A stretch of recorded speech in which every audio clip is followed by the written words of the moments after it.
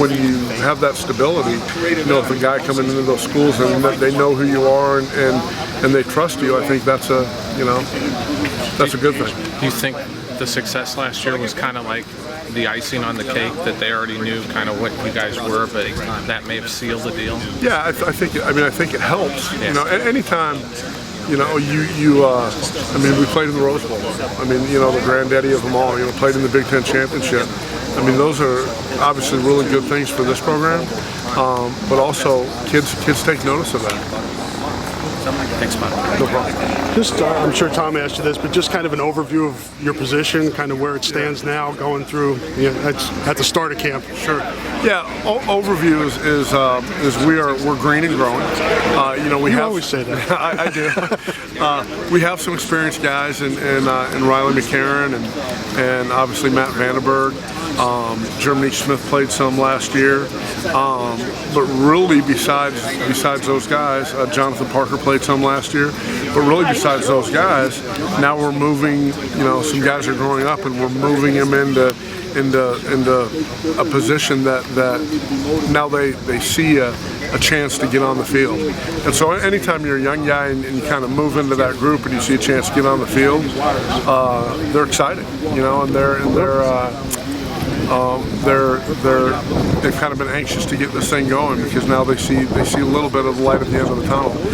But just like I always say, you know, we're a work in progress. I mean, we were a work in progress last year, you know, through a bunch of games, and then you saw some guys continue to develop, and that's a big thing. I mean, Coach Ferentz always talks about that we're a developmental program, that guys can't stay in the same spot. They've got to keep moving forward and you know, inching that bar closer.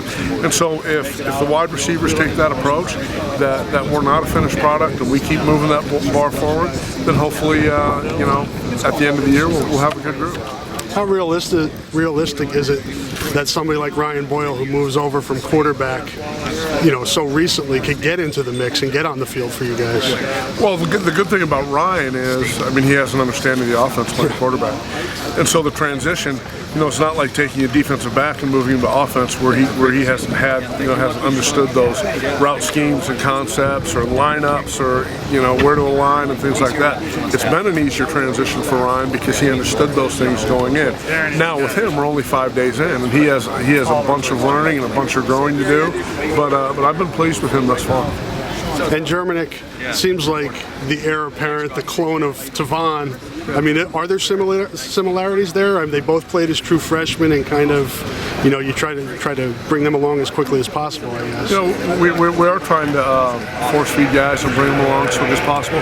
But what I'd say is right now, Jeremy Smith's in a heck of a battle with Jay Shield. Jay's doing a great job. Really has stepped up through 3 days of training camp. Now we'll see if guys can, you know, sustain that. But he needs to keep, you know, improving, because when you say heir apparent to a guy, I think sometimes when you have that attitude, hey, that, oh, I'm the heir apparent, then sometimes you think you've arrived. And the one thing that I always try to, and Coach Ferentz tries to, you know, express to our team, and then also different positions, is, man, once you think you've arrived, you're probably declining. So we need to push the bar forward. What's a comfortable number for you guys? I know I've asked you this every year, but just kind of a rotation-wise, what is a comfortable number? I mean, I like to, you know, what Coach Davis and I always talk about, okay, who's the first guy, who's the second guy, who's the third guy? And then you start looking where you can plug guys in behind those guys. Okay. So it's usually 6 guys, maybe 7. We usually travel 6 to 7 guys. So if we can get a 7-man group, probably with a 4 to 5, maybe 6 guy rotation, that's what we'd like to do. Thanks, Bobby.